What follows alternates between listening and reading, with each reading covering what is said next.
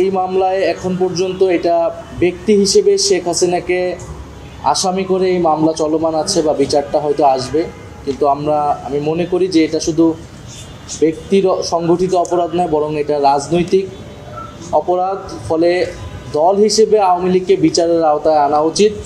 ট্রাইব্যুনালের শেষ সুযোগ আছে, আমরা ট্রাইব্যুনালের কাছে আবেদন জানাবো।